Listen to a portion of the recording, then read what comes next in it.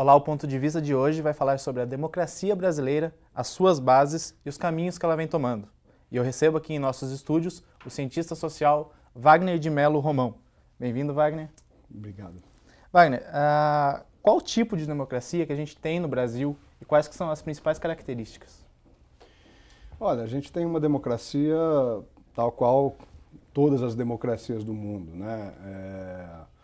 É uma democracia representativa, é uma democracia que tem uma democracia multipartidária, né? Nós temos muitos partidos, talvez em excesso, né?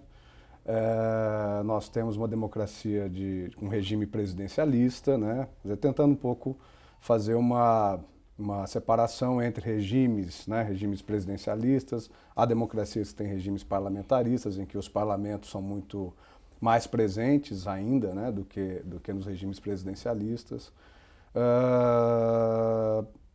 E basicamente é um regime que está ancorado na famosa repartição entre os três poderes, né? O equilíbrio entre três poderes, o judiciário, o executivo e o legislativo. Existem muitas variações possíveis nesse grande modelo da democracia representativa, né? Mas basicamente todas elas são compostas por esse arcabouço institucional básico, né? Entendi.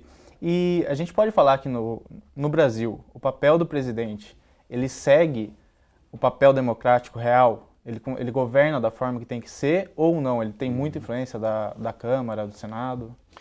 Em geral, é bom que nas democracias, né, as democracias fortes, consolidadas, há sempre digamos, um equilíbrio de poder entre o poder executivo, o presidente, e o poder legislativo, o Congresso Nacional, né? Aqui no Brasil nós temos o Congresso bicameral, com Senado e com Câmara de Deputados, né? Então, assim, faz parte do jogo político, né? Faz parte do processo democrático, o presidente, de certa forma, basear ou balançar as suas ações, né? Numa relação com o legislativo, né? Que às vezes que é muito vista como uma relação, digamos, perversa, ou uma relação que a coisa do tomar lá da cá, né, é muito percebida nesses termos, mas de maneira geral é melhor que haja uma relação, é melhor que o presidente se relacione com o legislativo, né, do que se ele tiver uma postura, digamos, mais de centralização de poder, né. Em geral, a gente percebe que as democracias começam a passar por problemas, começam a apresentar problemas estruturais mais graves quando há uma centralização muito grande no poder dos presidentes, né? Então eu vejo que nesse aspecto a nossa democracia é uma democracia que está, nesse aspecto da relação entre presidente e Congresso Nacional, nós estamos razoavelmente bem. Poderíamos melhorar, né? E acho que a gente vai poder discutir bastante nesse programa. Então, a gente pode falar que ela é insuficiente, a democracia? Sim, sempre, né? Acho que sempre a democracia é insuficiente, né? Acho que todo regime baseado em representação, como todas as democracias o são, né? Há sempre uma espécie que a gente pode chamar de uma tensão entre o que seriam o desejo dos representados e aquilo que são as ações dos representantes, né?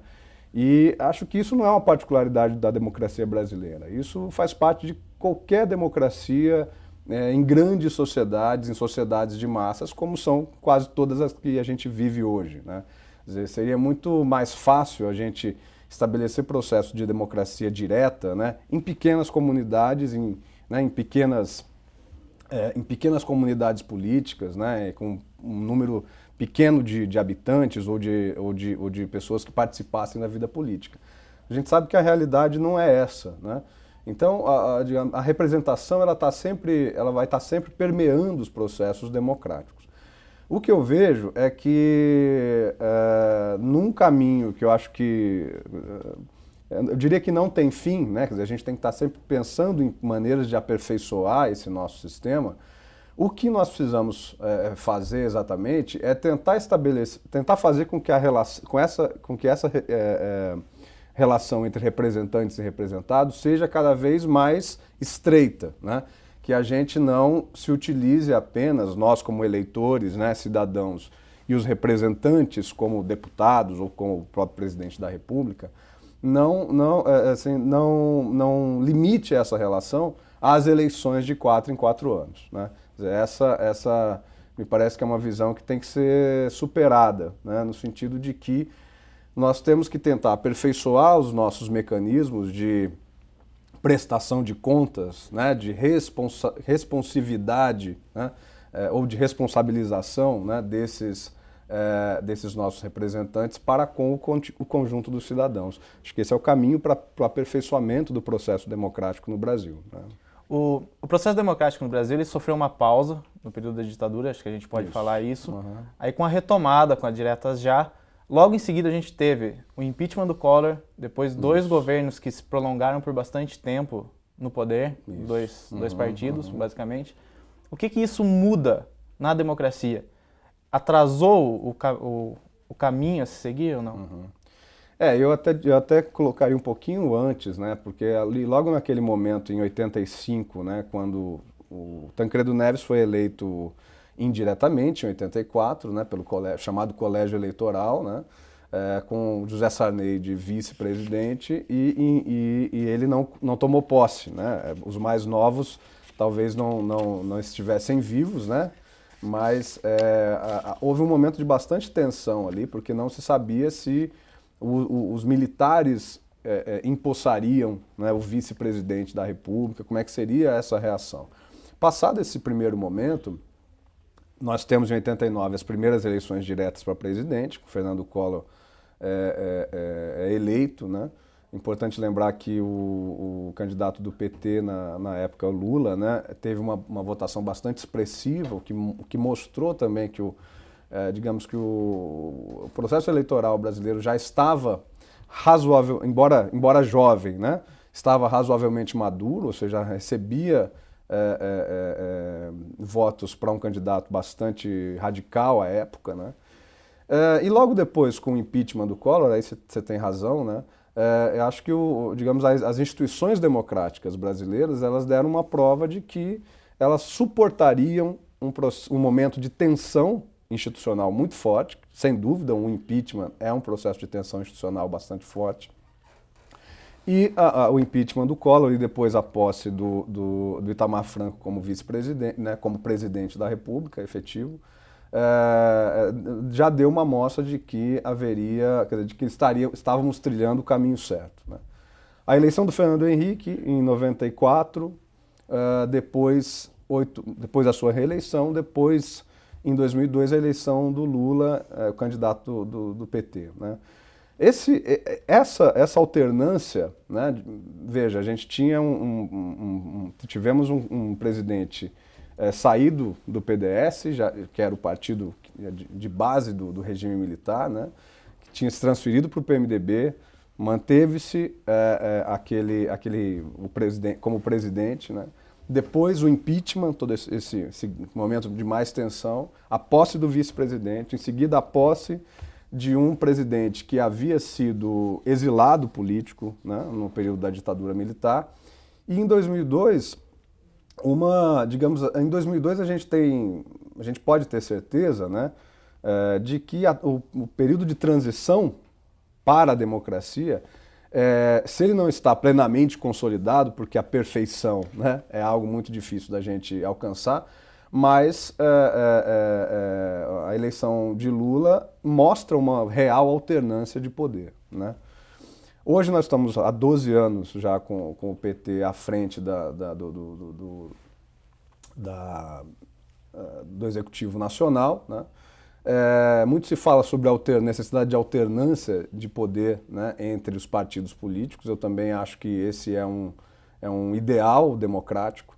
Mas, de maneira geral, a gente teve eleições, né, quer dizer, nós tivemos processos eleitorais com bastante lisura, né, algo que, na comparação com outros países, com outras democracias, nós estamos bastante avançados. Até pelo número de candidatos, eu acho. Pelo número de candidatos. Isso é um bom tema, eu gostaria de avançar também um pouquinho nesse tema.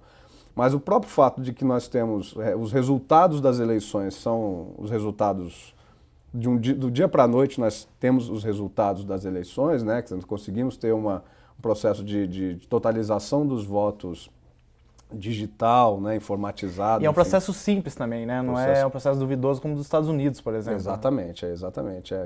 Estados Unidos a gente pode apontar, o México teve recentemente também eleições bastante conturbadas, com uma diferença, não no começo da década, né, de 2000, uma diferença bastante pequena entre os adversários, e aí necessidade de recontagem de todos aqueles votos. Então, acho que o nosso modelo de totalização de votos ele é um exemplo, né?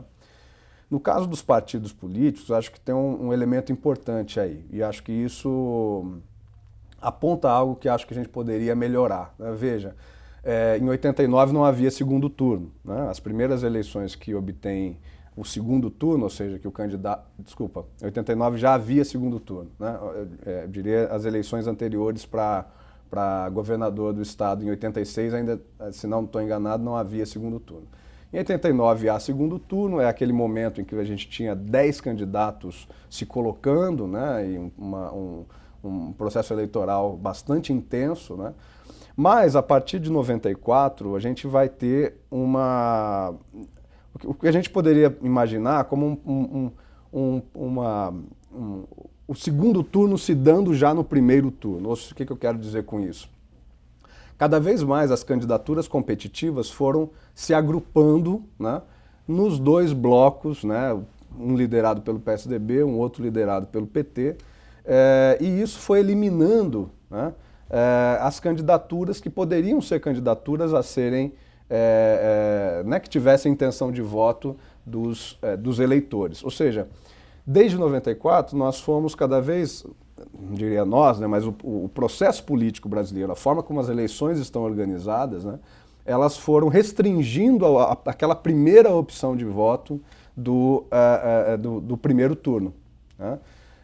Ou seja, aquilo que a gente imaginava, né, que no segundo turno as forças políticas se reagregam, né, se reestruturam, recebem os influxos dos outros partidos e dos outros candidatos que perderam, né, o primeiro turno, num segundo turno, isso acaba ocorrendo muito cedo, né, quer dizer, muito previamente, né, de maneira... Ainda no primeiro. Ainda no primeiro turno. Quer dizer, veja, hoje a gente tem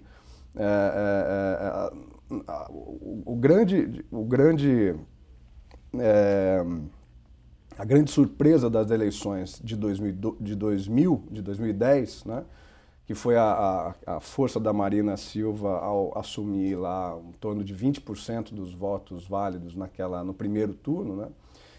Foi exatamente porque se pretendia, né, sobretudo as grandes forças políticas, né, pretendiam ter uma eleição bastante polarizada entre esses dois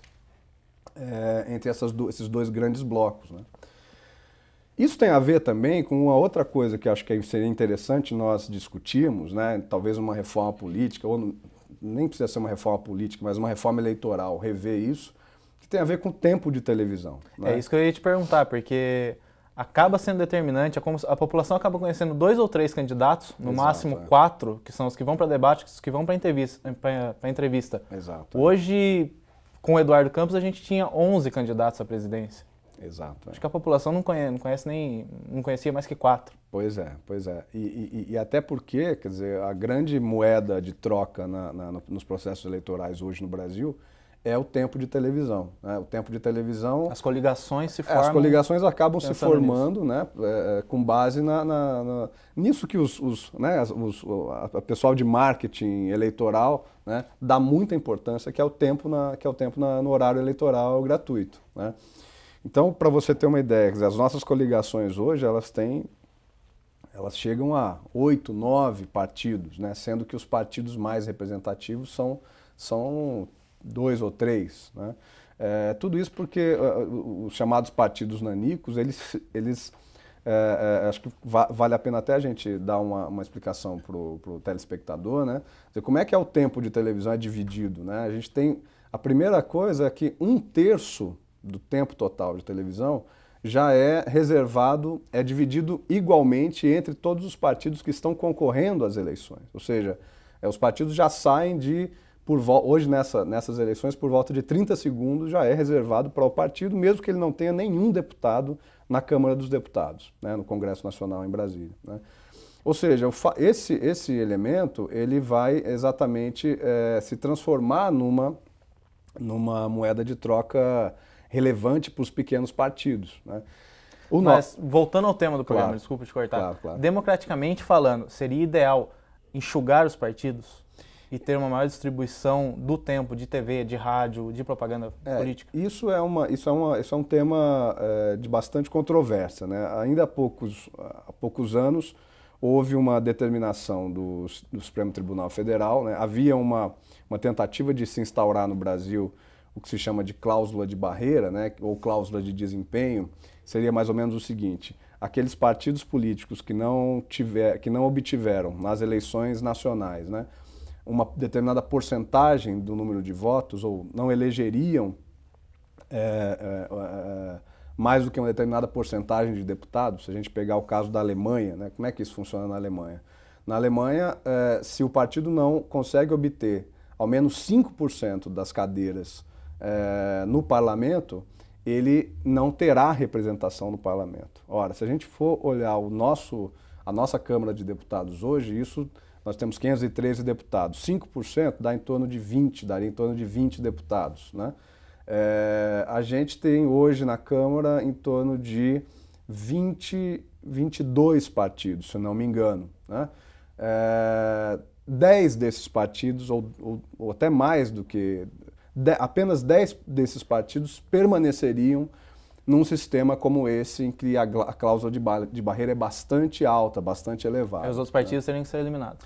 Os outros partidos, eles se manteriam como partidos, mas eles não teriam direito à representação na Câmara dos Deputados. E nem a concorrer.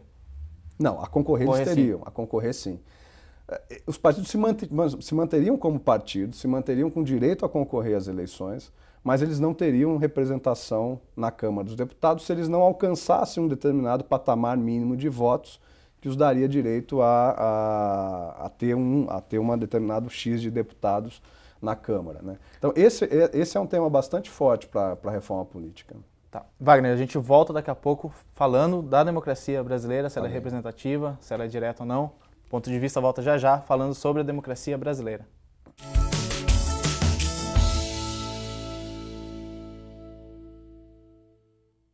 Você fica constrangido quando encontra uma pessoa com deficiência?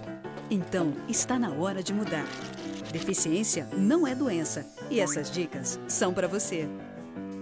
Ao conversar com o cadeirante, procure sentar-se. Assim, vocês mantêm a mesma linha do olhar. Para ajudá-lo a subir um degrau, segure a cadeira com firmeza e incline para trás, levantando as rodinhas da frente. Para descer, faça a manobra de marcha ré, sempre apoiando para evitar solavancos. Mas nunca movimente a cadeira sem antes pedir permissão ao cadeirante. E em nenhuma hipótese, nem por um segundo, estacione na vaga reservada a pessoas com deficiência ou ao lado de guias rebaixadas. Você gostaria que construíssem um muro na porta da sua garagem? Pois é, quando você estaciona em lugares reservados, está impedindo que o deficiente físico se locomova. Cidadania é saber conviver com as diferenças.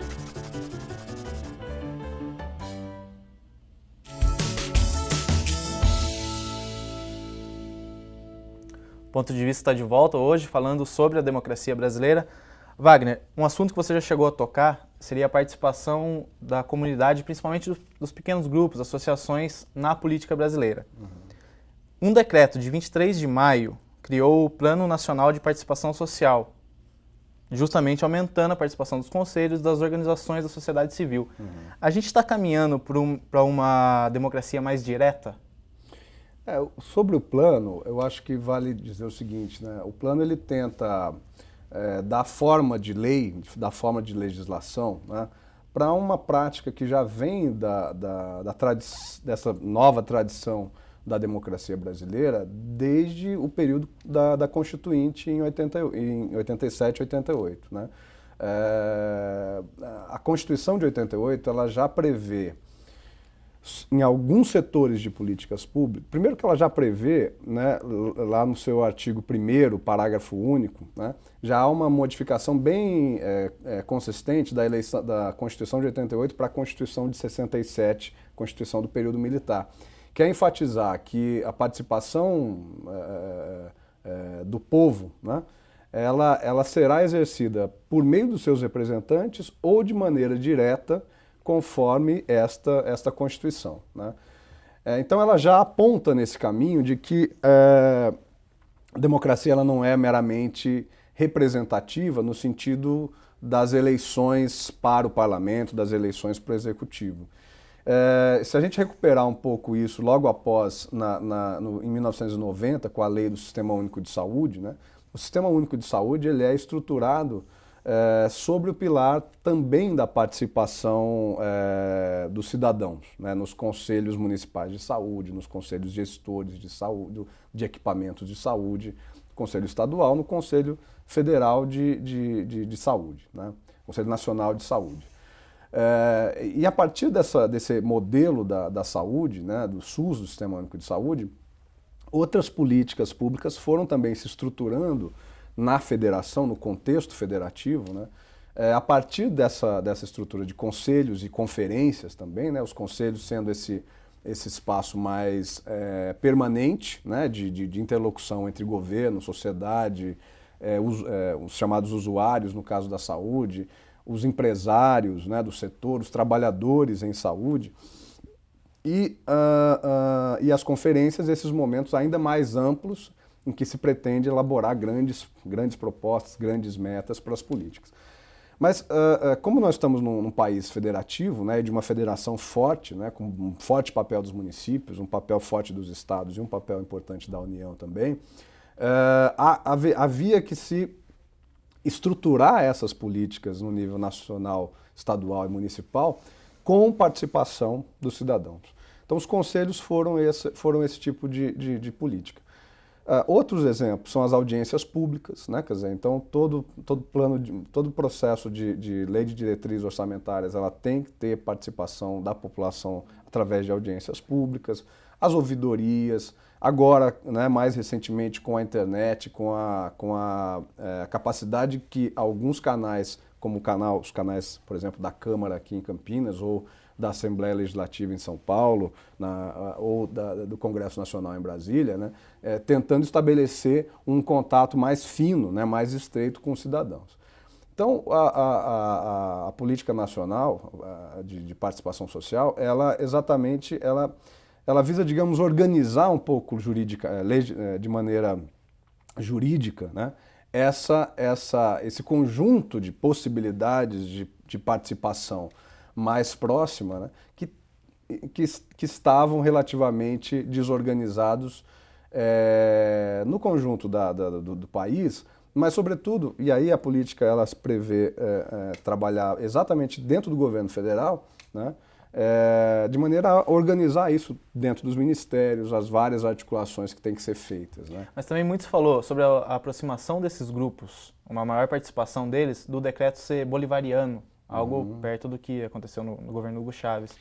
Isso pode chegar a acontecer ou não? Então, acho que lá é um pouco diferente, né, na Venezuela, né? O que a gente vê na Venezuela é que há uma transferência, quer dizer, primeiro que há a criação de algo absolutamente novo, que são os chamados conselhos comunais lá na Venezuela, que era algo que não existia antes do período Hugo Chávez, né? Isso não existia lá. Então, a Venezuela ela funcionava mais ou menos como funciona aqui no Brasil, com as prefeituras, as câmaras de vereadores, a Câmara dos representantes locais. A proposta chavista, né, ela visa praticamente criar um poder paralelo, né, com os conselhos comunais, que são instâncias não só de representação, mas de execução de políticas. E isso está longe de ser o caso do que a Política Nacional de Participação Social prevê, né? Ela prevê exatamente mesmo organizar algo que estava... Porque veja só, a gente acaba separando em caixinhas a ação governamental, né? Então a política de meio ambiente, a política de desenvolvimento urbano, a política de saúde e assim por diante. Quando na verdade essas coisas todas, elas se interferem mutuamente, né? Se eu tenho 3 conselhos para cada um desses chamados setores de políticas, necessariamente eu vou ter que estabelecer algum tipo de interlocução entre as decisões, entre esses conselhos, para que as decisões do Conselho de Meio Ambiente não sejam antagônicas às decisões do Conselho de Desenvolvimento Urbano, por exemplo, né? Então, me parece que a política nacional, ela indica, né, o decreto ainda está em vigor, né, ela indica esse caminho. Portanto, embora ela esteja limitada, e por isso é um decreto presidencial, ela esteja limitada ao Executivo Federal, né, ela sugere aos estados e aos municípios que também acompanhem esse tipo de organização dessas instâncias de participação mais... Não seria uma redução de força do governo federal, em nenhum momento? Eu não vejo isso, não vejo. Eu vejo como uma medida, olha, de caráter administrativo, né, de caráter de gestão dessa participação social, né? Eu acho que aí a gente pode voltar num ponto que você já até citou, que a política brasileira, as bases políticas brasileiras, elas acontecem basicamente de cima para baixo. Uhum. Com esse decreto ganha mais força ser de baixo para cima, até a formação de partidos mesmo? Uhum. Olha, acho que os conselhos, né, as conferências e tal, eles têm processos... Quer dizer, como que a gente poderia pensar nisso, né? Tentando me aproximar disso que você está chamando de baixo para cima ou de cima para baixo, né? As pessoas vivem nas cidades, né? As pessoas vivem no seu bairro, né? Inevitavelmente, se a gente está pensando que o cidadão, né, deve ter algum tipo de influência no governo federal, me parece razoável pensar que o cidadão deve primeiro atuar no seu bairro, atuar no seu município, ter um papel digamos, de controle, né, social, exercer o controle social, o controle cidadão, né, junto ao seu vereador, junto ao seu representante no conselho gestor da escola do seu filho, né, no qual o seu filho estuda. Quando a gente está pensando em esferas mais altas, seja do governo estadual, seja no âmbito estadual, seja no âmbito federal, é natural que existam também organizações, né, que tenham algum nível de representatividade no âmbito estadual ou no âmbito federal para poder exercer esse tipo de papel, né? O cidadão isolado, o cidadão indivíduo, né, ele me parece ter muito pouca, não só força, mas inclusive capacidade de poder... Acaba sendo passivo. Oi? Ele acaba sendo passivo. A tendência é ser um cidadão passivo, né? Seria fantástico se nós tivéssemos cidadãos mais ativos, né? Se a gente tivesse cidadãos mais ativos no seu próprio bairro, na escola do seu filho, no hospital, né, no posto de saúde que está utilizando, né, e que ele pudesse ter algum tipo, né, algum grau de voz junto ao seu vereador ou junto ao seu prefeito da sua cidade, isso já seria um passo bastante grande, né? Eu vejo que nós temos que aperfeiçoar os canais de relação nesse nível local. E sempre considerando, né, que há uma dificuldade dos cidadãos de acessarem esses canais. Muitas vezes os canais existem, mas o cidadão ou não sabe, né, que esses canais existem, ou está pouco disposto mesmo a buscar esses canais. Seja porque tem falta de tempo, né, tem que cuidar dos afazeres familiares. Aí acho que entra esse ponto, tipo, o brasileiro ele acaba sendo passivo em relação à atuação democrática dele. Pois é, assim. Eu nem diria que é só o brasileiro, isso é próprio também de outros países, né? Acho que não é algo restrito ao nosso país, né? Eu vejo que a gente, institucionalmente, né, o país precisaria aperfeiçoar esses mecanismos. Acho que talvez uma esperança, não, uma expectativa, né? Há uma expectativa muito grande no mundo todo com o que a internet pode fazer para, digamos, diminuir esses... A internet, ela é basicamente, nas redes sociais, a gente acompanha isso Já existem as consultas públicas, né? Mas já existem as consultas públicas, a participação ainda é bastante baixa. Mas veja, se houver algum tipo de ação, né, ou se...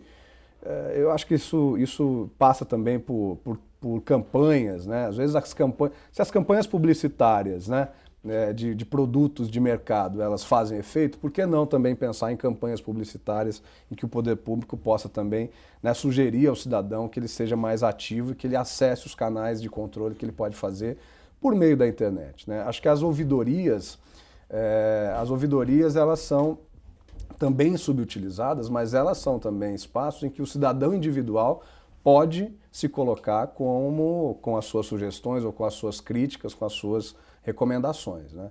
Eu vejo que a gente precisa avançar ainda muito nisso, acho que a gente está, digamos, na pré-história ainda do que nós vamos conseguir avançar. Mas acho que as expectativas são bastante grandes para que a internet ela possa se tornar um veículo da participação do cidadão individual, né? Um veículo aliado. Mas a gente pode falar que essa baixa participação que existe, principalmente nessas consultas, mais recentemente que os governos vêm fazendo, é algum resquício ainda daquele negócio ditatorial, da pessoa, ela tem medo de participar, de dar opinião, de se manifestar?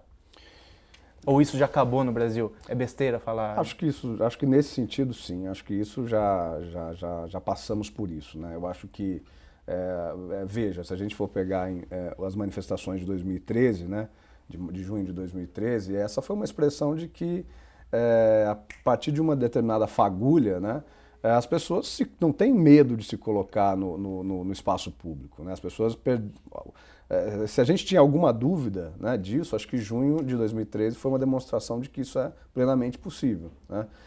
Mas veja só que interessante, há uma pesquisa que mostra que é uma porcentagem irrisória, talvez 1 ou 2%, né, de pessoas que estavam presentes nas manifestações e que sabem o que é uma conferência, o que é um conselho de política pública, né? Quer dizer, esses dois repertórios de participação, seja o repertório do protesto, né, seja o repertório de uma participação mais institucional, eles têm um abismo entre eles, né? Então, a maior parte não acaba sendo guiada por uma pequena parte que, de certa forma, pode defender algum interesse? Eu acho que não é. Eu acho que a sua observação ela tá correta, assim, né? Quer dizer, as pessoas se mobilizam em torno às de vezes alguns... sem saber por quê, realmente. Mas as pessoas se mobilizam, sim, no caso dos protestos, né? Mas as pessoas se organizam para a participação, geralmente quando há um interesse muito claro, né, muito objetivo. Veja, no começo dos anos 90, a grande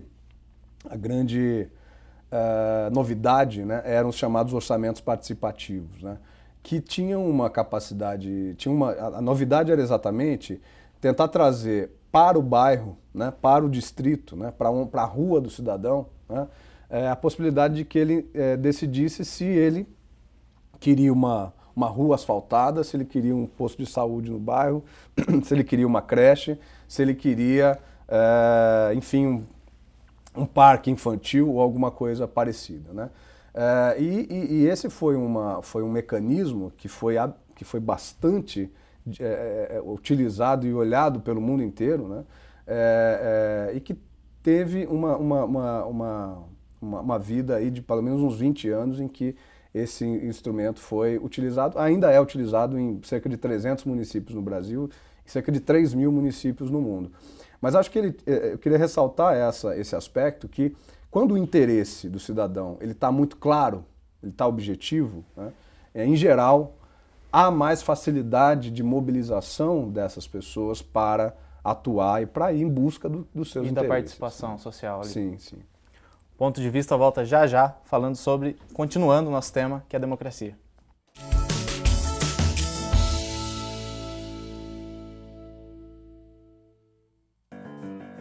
Você fica constrangido quando encontra uma pessoa com deficiência? Então, está na hora de mudar. Deficiência não é doença e essas dicas são para você. Pessoas com deficiência intelectual levam mais tempo para aprender. Mas isso não significa que sejam incapazes. Elas podem e devem estudar e trabalhar. Existem mais de 200 tipos de deficiência intelectual. A síndrome de Down é uma das mais conhecidas. Não seja superprotetor. Se a pessoa com deficiência for uma criança, trate-a como criança. Se for adulto, trate como adulto. Ao pedir alguma coisa, se ela não conseguir fazer, mostre um modelo e certifique-se de que foi compreendido. E o mais importante, respeite o ritmo dela. Cidadania é saber conviver com as diferenças.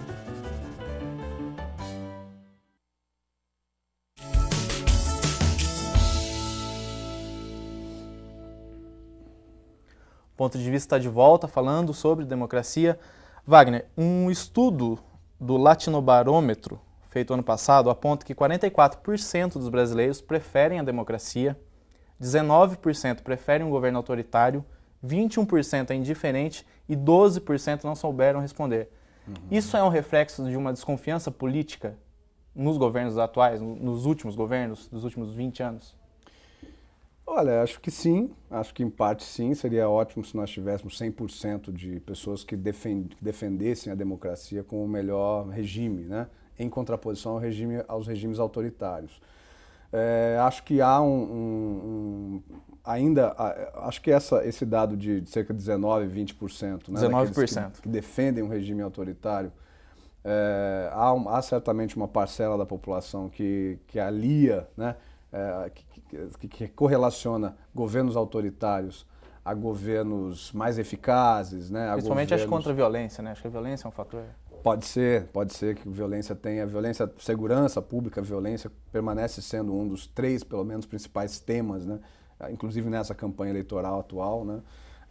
Então acho que embora acho que esse número de 19% me parece um bom número, a gente já teve mais pessoas, uma porcentagem maior, né? 95 acharam maior na última pesquisa. Que acreditavam que o regime autoritário seria melhor. Acho que esse número até está baixo, né? E que bom que está, né? Mas acho que há uma correlação a isso e talvez acho que com relação à corrupção também, né? Porque muitos veem os governos autoritários, muitos têm saudades do tempo da ditadura militar, como se naquele tempo não houvesse corrupção, né?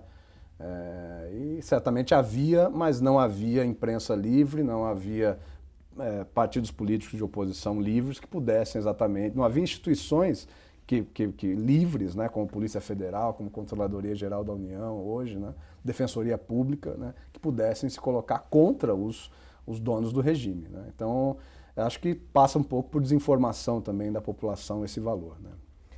A gente pode falar que a corrupção ela é um dano à democracia?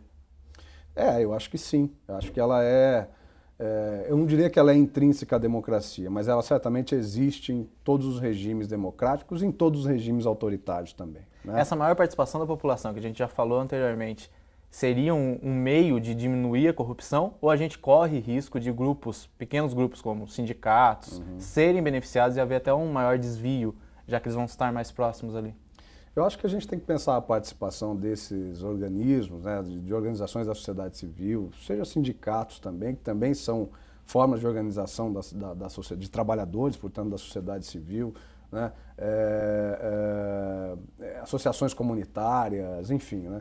Nós temos que pensar não tanto a entidade em si ou as entidades em si, os objetos em si, portanto, mas o que exatamente, que tipo de ação essas entidades podem promover, né? Que tipo de ambiente institucional é permitido, que tipo de mecanismos de controle é permitido a esses cidadãos. Acho que a gente teve agora, acho que cerca de 2 anos, a Lei de Acesso à Informação, que acho que foi ainda precisa avançar muito na prática da lei, mas ela é algo a que o Brasil chegou atrasado, né? Muitos países latino-americanos já tinham essa legislação e foram criando essas legislações ao longo dos anos 2000, nós chegamos um pouco atrasados nisso, mas sem informação, a informação, você é jornalista, você sabe, né? A informação a matéria-prima básica para qualquer tipo de observação e de controle em todas as esferas da nossa sociedade. O empresário sabe que sem informação ele não vai controlar direito a sua empresa, né, o seu faturamento. E a mesma coisa funciona com os espaços as instâncias de participação social. Se esses cidadãos que se dispõem a exercer controle, não tiverem informação qualificada, né, muito pouco eles poderão fazer. Acho que a gente está avançando, então, né? Eu vejo muito que a democracia, a nossa democracia, ela certamente tem problemas, certamente terá problemas daqui a 10, daqui a 20 anos, mas eu vejo um processo de avanço, né, democrático, de avanço nas instituições. Nós temos conseguido transformar, aos poucos, paulatinamente, veja, corrupção, né? Mal ou bem, opinião que se tenha ou que se não tenha sobre os acontecimentos mais recentes em caso de corrupção, o fato é que eles estão vindo a público, o fato é que nós temos um judiciário que a gente poderia chamar de independente, né? Quer dizer, ele é uma instituição, certamente há, né, influências políticas, mas de maneira geral o judiciário tem tomado decisões de maneira independente, né? Ele precisa também ser vigiado, né? Acho que o judiciário talvez seja um dos poderes que a gente menos consegue penetrar sobre as suas deliberações e compreender os processos no meio judiciário, mas acho também a gente tá avançando com isso. O Conselho Nacional de Justiça é um exemplo disso, né? Mas então, a gente precisaria de uma abertura nos 3 poderes, não só em um. Com certeza. Acho que tanto no Executivo como no Legislativo e também no Judiciário. Eu cito o Judiciário porque acho que dos 3, é aquele que menos está aberto a um olhar público, né? O Executivo, ele tem sido escrutinado, né? A gente pode falar isso no governo federal, pegando pelo governo federal, o Legislativo, de certo modo, também, né? Acho que precisamos avançar ainda. As próprias comissões de ética no Legislativo Federal, elas acho que deixam muito a desejar ainda, né? Mas acho que a situação há 10, 15 anos atrás, ela era pior, né? Ela era pior. Voltando no que a gente estava falando sobre as desconfianças em relação ao governo Sim. e tudo mais, eu tenho dados aqui apresentados pela Agência Brasil de que 82% da população desconfia dos partidos políticos e 79% desconfiam do Congresso Nacional. Isso. Qual seria o modelo ideal, democrático, para que aumentasse essa confiança? Existe algum país aí para a gente citar de exemplo? Eu acho que aí a gente toca no cerne do que se tem chamado de crise de representação, né? Os partidos políticos, eles têm um papel fundamental de fazer, né, eles são um veículo, né? Tá aqui o cidadão, o eleitorado, né? As pessoas chamadas comuns, né? E aqui nós temos os governos, né? O único veículo para que essas pessoas cheguem aqui, que nós temos hoje, são os partidos políticos, né? Essa crise dos partidos, eu diria que ela é geral, né? Na Europa Ocidental, na Europa do Leste também, mesmo nos Estados Unidos, na América Latina como um todo, há uma desconfiança grande nos partidos políticos. Eles sempre batem nesses 80%, 90% de desconfiança. Eu acho que os partidos políticos, internamente, eles são muito pouco democráticos internamente. Talvez a gente poderia citar uma ou outra exceção, mas de maneira geral eles ainda há uma desconexão muito grande entre os líderes partidários, entre as executivas nacionais e a base dos partidos, né? Talvez uma forma, né, de que a gente pudesse melhorar a nossa democracia seria melhorar a democracia internamente aos partidos. Eu acho que esse dado, eu vejo com muita preocupação esse dado, né? E acho que não é à toa que muitos candidatos, né, tentem se colocar exatamente à margem, né, dos partidos políticos, ou tentem gerar novos partidos políticos, ou tentem se colocar como políticos não profissionais, né? Isso é um reflexo dessa desconfiança da população de maneira geral com relação aos partidos. Acho que é difícil, né? Não é à toa que é um fenômeno geral, né? Mas acho que é um problema grave a que a gente precisa, não só a classe política, mas a sociedade brasileira precisa realmente olhar com mais acuidade, sobretudo no próximo período, né? Entendi. Você já chegou a falar qual que seria o modelo ideal para a gente seguir de democracia e qual a previsão que você tem para o Brasil nos próximos 20 ou 30 anos? Eu vejo, assim, a maneira de aperfeiçoarmos a democracia, como eu acho que eu até falei no primeiro bloco do programa, é a gente tentar diminuir esse espaço entre o representado e o representante. Nós temos que tentar encontrar maneiras de tornar mais, digamos, cotidiana, né, essa relação entre o eleitor e aquele que está no governo, aquele que está no parlamento, né.